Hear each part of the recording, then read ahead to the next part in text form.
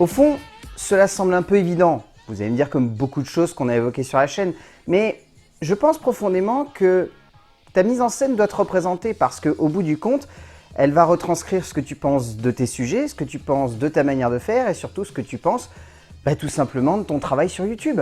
Une mise en scène est quelque chose de compliqué parce que pour beaucoup, cela nécessite de savoir exactement comment mettre en avant un objet, un élément, que ce soit de décor, que ce soit de soi, que ce soit dans son genre de création. Bref, pour beaucoup de créateurs qui veulent percer, cela semble impossible de mettre en place, cela semble beaucoup trop compliqué, d'où l'effervescence de certains créateurs sur Twitch qui nécessitent moins de travail de mise en scène, dirons-nous.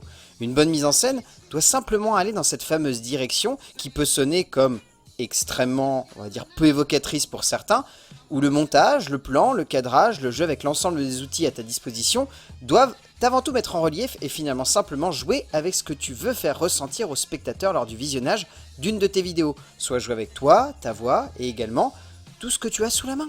Au fond, cela te demande simplement de jouer avec ce que tu as envie de retranscrire par le biais de ta chaîne et ensuite ce que tu vas développer et y amener tout simplement. Une bonne mise en scène va donc chercher à te mettre en avant, parce que c'est toi qui vas devenir l'image de ta chaîne, c'est toi qui vas faire en sorte que tes spectateurs vont avoir envie ou non de te suivre et de regarder ce que tu fais. Et en cela, la mise en scène de tes vidéos se doit avant tout de mettre en relief ce que tu es en tant que créateur et surtout ce que tu es en tant que vidéaste et metteur en scène de tes propres vidéos. Tu es un metteur en scène à partir du moment où tu vas absolument développer un travail qui met en avant les qualités de ce que tu représentes en tant que créateur. Tu es un créateur, cela est sûr à ce stade, je pense, de développement de ta chaîne.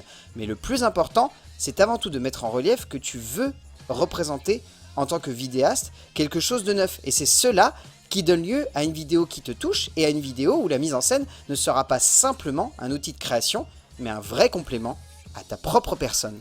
Un complément qui te permettra à la fois de compléter ton sujet et également de mettre en relief ce que tu es, tout simplement, en tant que créateur sur YouTube. Dis-toi simplement que la mise en scène de tes vidéos doit avant tout te représenter, dans le sens où tu dois être transparent par le biais de celle-ci. Je vois trop de créateurs aujourd'hui qui se cachent et qui ne sont pas transparents justement avec leurs spectateurs.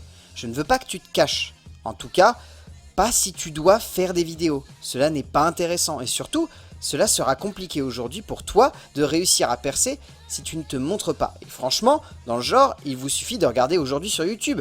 Mais même ceux qui à une époque ne se montraient pas, comme Doc7 ou encore Axolot, ont décidé aujourd'hui de se montrer.